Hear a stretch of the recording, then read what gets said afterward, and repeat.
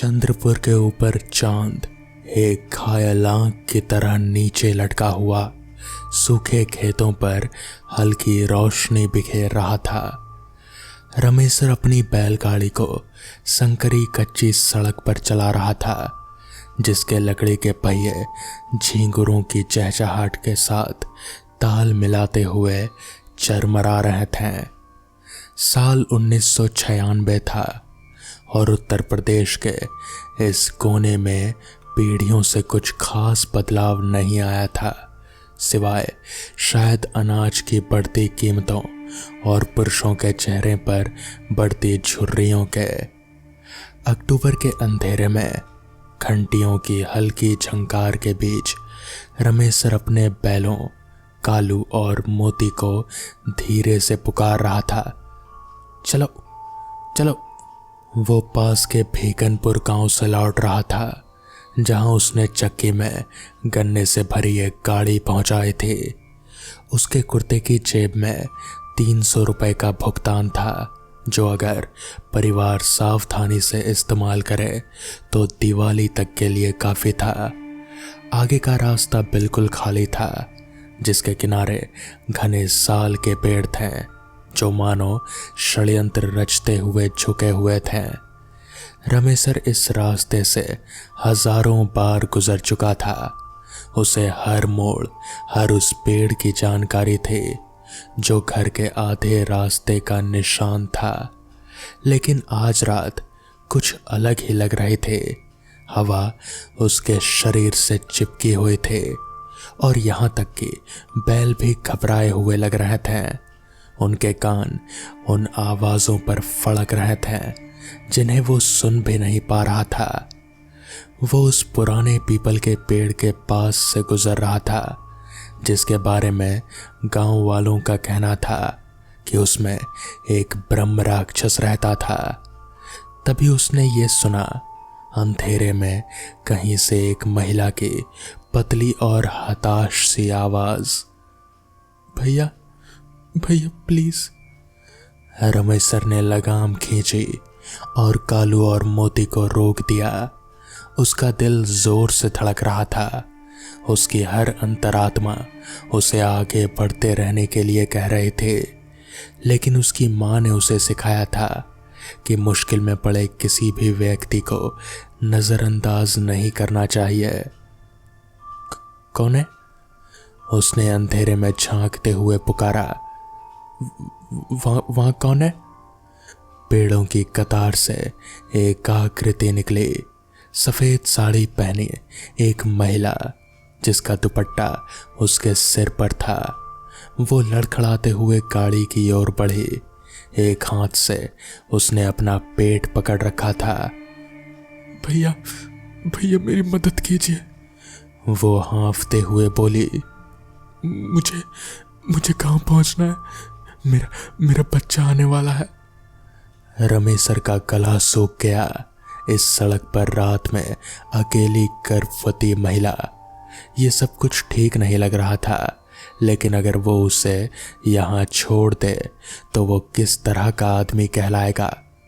आओ बहन, उसने गाड़ी से उतरते हुए कहा, लेकिन जल्दी आओ, अंधेरा होने के बाद ये रास्ता अच्छा नहीं है। उसने गौर किया कि वो अजीब तरह से चल रहे थे। ऐसा लग रहा था मानो उसके पैर जमीन को छू ही नहीं रहे हों। जब उसने उसे उठाने के लिए हाथ बढ़ाया तो उसकी त्वचा सर्दियों के पानी की तरह ठंडी थी। वो गाड़ी के पीछे खाली जूट की बोरियों के बीच बैठ गई और रमेशर ने देखा कि चांदनी में उसकी कोई परछाई नहीं बन रहे थे। लगाम को दोबारा संभालते वक्त उसके हाथ कांप रहे थे। आप किस गांव से हैं? उसने अपनी आवाज को स्थिर रखने की कोशिश करते हुए पूछा। आगे, उसने फुसफुसाते हुए कहा। बस आगे। वो खामोशी से सवार थे। केवल बैलगाड़ी की चरमराहट और बैलों की घबराहट भरी फुफकार ही सुनाई दे रही थी। रमेशर मन ही मन प्रार्थना कर रहा था, हनुमान चालीसा, वो शब्द जो उसकी दादी ने उसे बुरी शक्तियों को दूर भगाने के लिए सिखाए थे। आप जोर से प्रार्थना करते हैं भैया, पीछे से महिला ने कहा और उसकी आवाज में कुछ कुछ मनोरंजन का भाव था। क्या आपको डर लग रहा है? नहीं बहन, रमेश सर ने झूठ बोला, बस प्रार्थना करना अच्छा है। हाँ ये तो है, उसने सहमति जताई। प्रार्थना में बहुत शक्ति होती है, मैं भी पहले प्रार्थना करते थे। किससे पहले? लेकिन उसने कोई जवाब नहीं दिया। रमेश सर को लगा कि सड़क उसकी याद से कहीं ज्यादा लंबी है। जिन पेड़ों को पहचान चिन्ह होना चाहिए था वो गलत जगहों पर दिखाई दे रहे थे। चांद मानो आसमान के पीछे की ओर चल रहा था और इस पूरे समय उसे अपनी पीठ पर एक औरत की ठंडी स्थिर निगाहें महसूस हो रही थी। बताइए भैया, उसने अचानक कहा, क्या आपके बच्चे हैं? 2 बेटे हैं, रमेश सर ने जवाब दिया, और एक बेटी भी है। आप कितने भाग्यशाली हैं, मुझे कभी अपने बच्चे को गोद में लेने का मौका ही नहीं मिला। कभी ये देखने का मौका नहीं मिला कि वो लड़का है या लड़की। मुझे माफ़ करना बहन, मुझे पता नहीं था। ये मेरे पति और उनकी माँ की वजह से हुआ। उन्होंने कहा कि मैं बहुत ज़्यादा खाती थी, उनके घर में बहुत जगह घेरती थी। जब मेरा वक्त आया तो उन्होंने मुझे मवेशी खाने में बंद कर दिया। कहा कि बच्चे के जन्म के बाद ही मुझे बाहर निकाला जा सकता है। लेकिन कुछ दिक्कतें आ गई। मैंने बार बार फ़ोन किया, टेलीफोन, लेकिन कोई आया ही नहीं।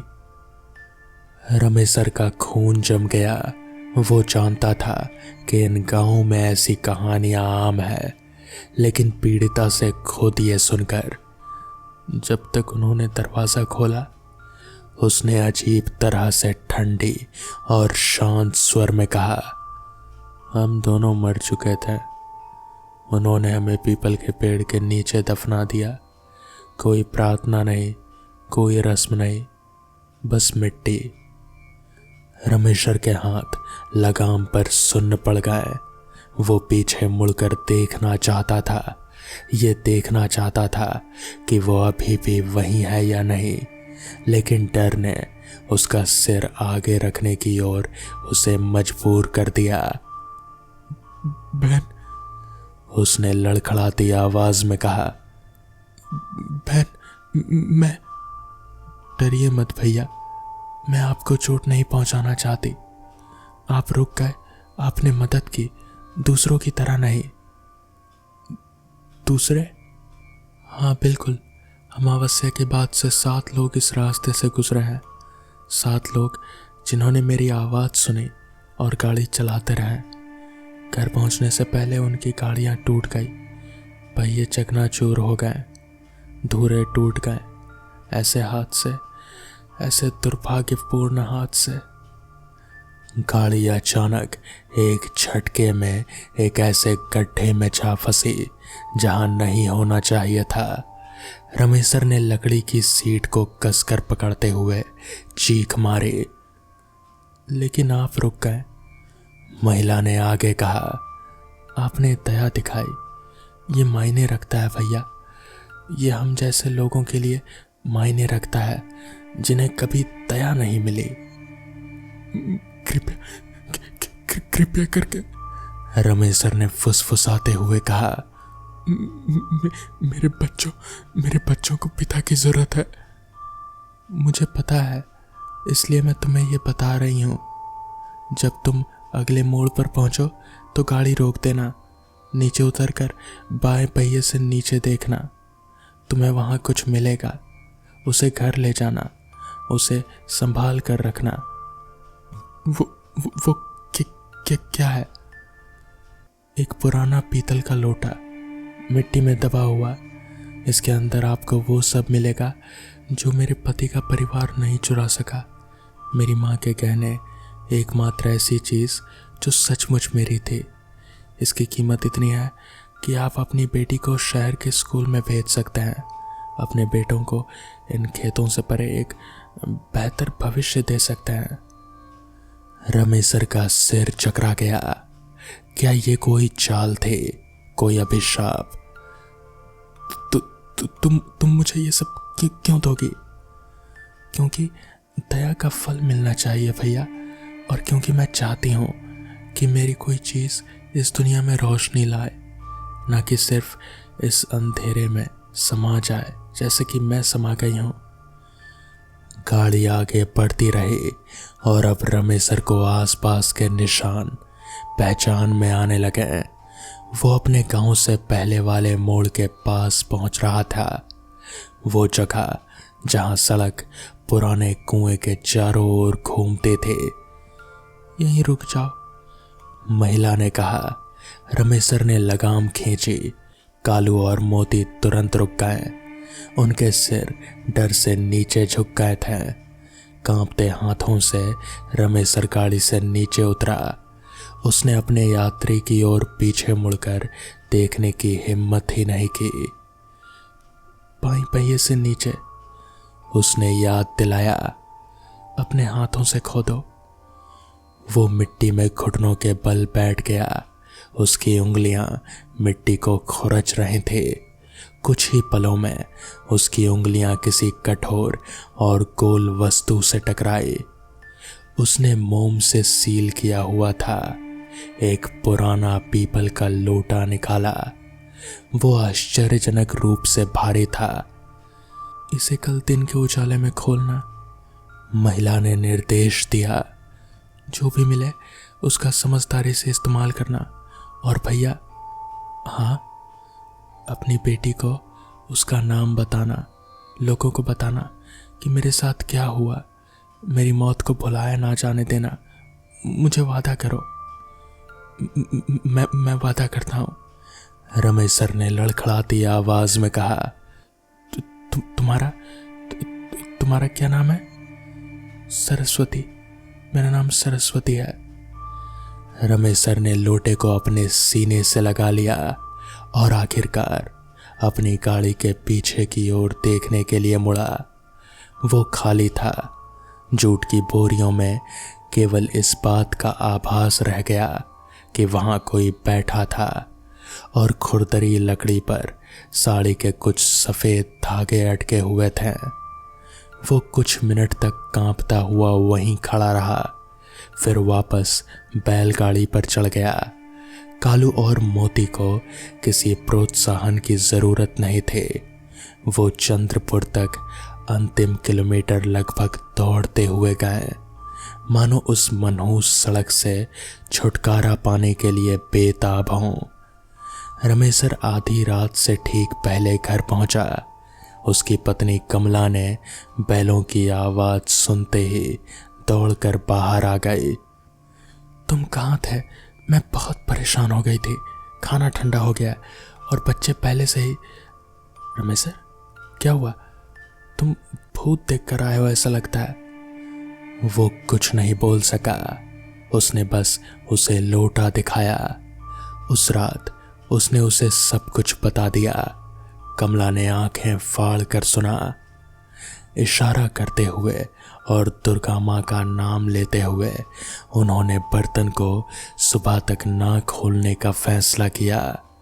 रमेसर को नींद नहीं आ रहे थे। हर बार वो जब अपनी आंखें बंद करता तो वो सफ़ेद साड़ी वाली औरत ही दिखाई देती। उसका ठंडा हाथ महसूस होता, उसकी आवाज़ सुनाई देती, लेकिन उस स्मृति में कोई द्वेष नहीं था, केवल एक गहरा दुख था जिससे उसका सीना दुखने लगता था। जब आखिरकार भोर हुई तो रमेसर और कमला ने मिलकर मोम की मुहर तोड़ी। सड़े हुए रेशम में लपटे लोहे के अंदर उन्हें सोने की चूड़ियाँ, चांदी की पायलें और मोतियों का हार मिला। दुल्हन के आभूषणों का एक साधारण लेकिन मूल्यवान संग्रह। ये सच है? कमला ने गहरी सांस लेते हुए कहा। रमेसर, ये हमारे लिए सब कुछ बदलने के लिए काफी है। लेकिन रमेशर लोटे में मिली किसी और चीज को पढ़ रहा था। एक छोटा पानी से सना हुआ कागज का टुकड़ा जिस पर एक महिला की लिखावट थी। मेरा नाम सरस्वती है। मैं भीखनपुर के ललन राम की पुत्री हूँ। मैं यह पत्र अपने आखिरी समय में लिख रही हूँ। कहीं ऐसा ना हो कि मैं जिंदा ना रहूं। मैं डरी हुई हूँ। मेरे पति महेश और उनकी माँ बहुत क्रूर हैं। वो कहते हैं कि वो मेरे गहने बेच देंगे, लेकिन मुझे पता है कि वो उन्हें अपने पास रखते हैं। मैं इतना तो छुपा रही हूँ। मैं ये अपने बच्चों के लिए छुपा रही हूँ, उस नन्हे बच्चे के लिए जो मेरे गर्भ में इतनी जोर से लात मार रहा है कि अगर मैं मर जाऊं तो कम से कम मेरे बच्चे के पास कुछ तो रहेगा। और भी कुछ लिखा था, लेकिन पानी से हुए नुकसान की वजह से वो पढ़ा नहीं जा सकता था। हमें लोगों को बताना होगा, रमेशर ने कहा।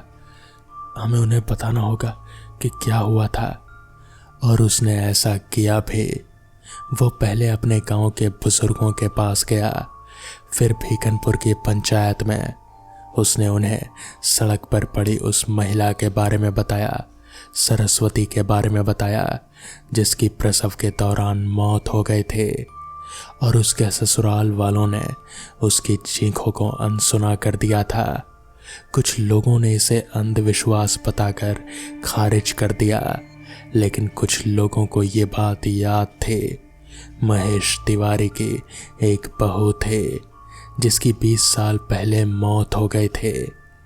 एक बुजुर्ग महिला ने याद करते हुए बताया, जी हाँ, प्रसव के दौरान कहा जाता था कि वो कमज़ोर थी, दर्द बर्दाश्त नहीं कर पाई।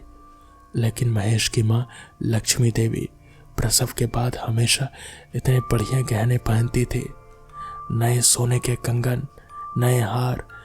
हम सब सोचते थे कि उनके पास इतना पैसा कहाँ से आता होगा। ये कहानी दोनों गांव में आग की तरह फैल गई। लोग सवाल पूछने लगे। महेश तिवारी, जो अब खुद एक बूढ़े आदमी थे, उसने सब कुछ नकार दिया, लेकिन उसकी आंखें कुछ और ही कहानी बयां कर रहे थे। उनकी माँ को मरे हुए 10 साल हो चुके थे और अब उन्हें न्याय मिलना नामुमकिन था, लेकिन इसके सामाजिक परिणाम गंभीर थे। महेश के अपने बेटों को जब अपने पिता के किए का पता चला तो वो शर्मिंदा हुए। गांव के लोग अब परिवार को अलग नजरिए से देखने लगे और जब अगले साल महेश बीमार पड़ा तो कई लोगों ने फुसफुसा कर कहा कि यह सरस्वती के श्राप का नतीजा है। रमेशर ने अपना वादा निभाया। उन्होंने अपने आधे गहने बेच दिए और उस पैसे से अपनी बेटी की शिक्षा का खर्च छुटाया। उनकी 12 वर्ष बेटी सुनीता चंद्रपुर की पहली लड़की बनी जिसने जिला मुख्यालय के सरकारी स्कूल में दाखिला लिया। दूसरे आधे भाग को उन्होंने पिघलाकर एक छोटा स्मारक पत्थर बनवाया, जिसे उन्होंने उस पीपल के पेड़ के नीचे स्थापित किया जहां सरस्वती और उनके अजन्मे बच्चे को दफनाया गया था। उन्होंने उस पर ये शब्द खुदवाए, यहाँ ललन राम की पुत्री सरस्वती देवी विराजमान है, कतई ना जाने वाली, जिन्हें भुलाया नहीं जा सकता। ईश्वर उनकी आत्मा को शांति प्रदान करे। जिस रात स्मारक स्थापित किया गया, रमेशर अकेले ही एक पुजारी के साथ यात्रा पर निकले, जिन्होंने वो सभी विधियां संपन्न की जो 20 वर्ष पहले सरस्वती को नहीं दी गई थी। वो फूल, मिठाई और एक छोटा मिट्टी का दीपक लेकर गए थे। पुजारी के मंत्रोच्चार के दौरान रमेशर को लगा कि अक्टूबर की रात की तुलना में कई अधिक गर्म हल्की हवा उसके गालों को छू रही है। दीपक की लौ टिमटिमा रही थी, लेकिन बुझी नहीं। उस दिन के बाद से उसने उस सफ़ेद साड़ी पहनी महिला को यानी कि सरस्वती देवी को फिर कभी नहीं देखा। शायद उसकी आत्मा को मुक्ति मिल चुकी है। तो दोस्तों, ये थी आज की पहली कहानी। तो चलिए बढ़ते हैं आज की दूसरी कहानी की ओर। मध्य प्रदेश के भानपुरा में एक अजीबोगरीब दास्तां सुनाई जाती है जो आज भी वहाँ के लोगों को सिहरा देती है। ये कहानी एक ऐसी बारात की है जो अपनी खुशियों के साथ एक रहस्यमय गुफा में दाखिल हुई, लेकिन फिर कभी बाहर ही नहीं निकली। ये कोई मनगढ़ंत किस्सा नहीं, बल्कि पीढ़ियों से चली आ रही एक खौफनाक शहरी दास्तां है जिसने इस जगह को एक अनसुलझे रहस्य से घेर रखा है। ये घटना भानपुरा के छतरी नामक प्राचीन जगह पर घटित हुई थी, जहाँ एक बेहद पुरानी और गहरी गुफा मौजूद है। आज भले ही उस गुफा को बंद कर दिया गया हो और उसका प्रवेश वर्जित हो, लेकिन पुराने समय में वो खुले थे। स्थानीय लोगों के अनुसार इस गुफा का निर्माण किसी प्राचीन राजा ने युद्ध के दौरान गुप्त रास्ते के रूप में किया था, ताकि मुश्किल के वक्त सुरक्षित बाहर निकला जा सके। और यही रास्ता एक दिन अनगिनत लोगों की कब्र बन गया। कहा जाता है कि बहुत समय पहले एक बड़ी बारात धूमधाम से इसी रास्ते से गुजर रहे थे। ढोल नगाड़ों की गूंज और खुशी के माहौल में सजी धजी बारात ने शायद उस गुफा को सिर्फ एक आसान रास्ता समझा। दूल्हा दुल्हन के परिवारजन, मित्र और गांव के अनेकों लोग उस विशाल जुलूस का हिस्सा बने। बिना किसी आशंका के वो सभी एक एक करके उस अंधेरी गुफा के भीतर समाने लगे, जहां बाहर की रोशनी धीरे धीरे गायब होती जा रही थी। गुफा के अंदर प्रवेश करते ही बाहर की हलचल और शोरगुल धीमा पड़ता गया।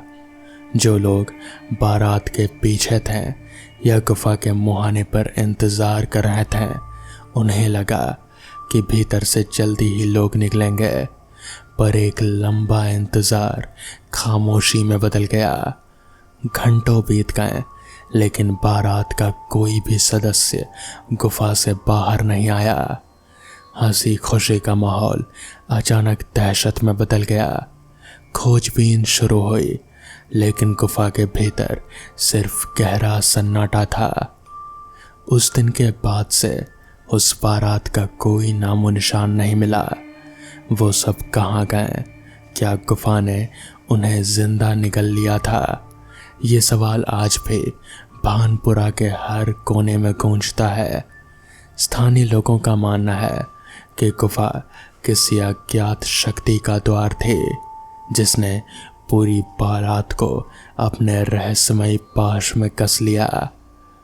ये एक ऐसा भयावह राज है जो उस बारात के साथ ही हमेशा के लिए दफन हो गया, जिसकी गुत्थी आज तक नहीं सुलझी। तो दोस्तों, ये थी आज की कहानियाँ। अगर आपको ये कहानियाँ पसंद आई हों तो वीडियो को लाइक और चैनल को सब्सक्राइब करना ना भूलें। तो मैं आपका दोस्त आर्यन जल्द ही मिलूँगा आपसे ऐसी ही नई कहानियों के साथ। तब तक के लिए अपना ख्याल रखें और आप सभी को मेरी तरफ से हैप्पी न्यू ईयर।